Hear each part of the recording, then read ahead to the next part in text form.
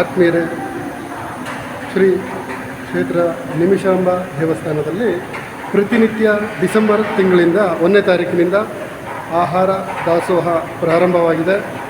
ಆಹಾರ ದಾಸೋಹಕ್ಕೆ ನಡೆಯುವಂಥ ಸ್ಥಳದಲ್ಲಿ ಸ್ಟೀಮ್ ರೈಸ್ ಮಾಡುವಂತಹ ಸ್ಥಳ ಇದು.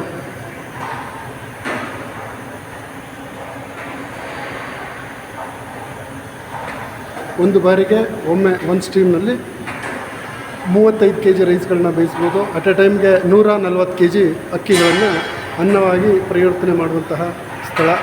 ಬೇರೆ ಇಲ್ಲಿ ಸಿಬ್ಬಂದಿ ವರ್ಗದವರಾದಂತಹ ರಾಜೇಶ್ ರವರು 150 kg 1.5 ಗಂಟೆ ಸಮಯದಲ್ಲಿ ಮಾಡುವಂತಹ ಸ್ಟೀಮ್ನಲ್ಲಿ ನಿಂತಿದ್ದಾರೆ.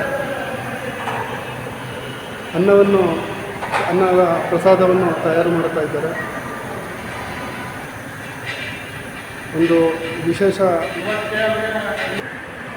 ಪ್ರತಿನಿತ್ಯ ನಡೆಯುವಂಥ ದಾಸೋಹಕ್ಕೆ 500 ಲೀಟರ್ನಷ್ಟು ಸಾಂಬಾರು, 100 ಲೀಟರ್ನಷ್ಟು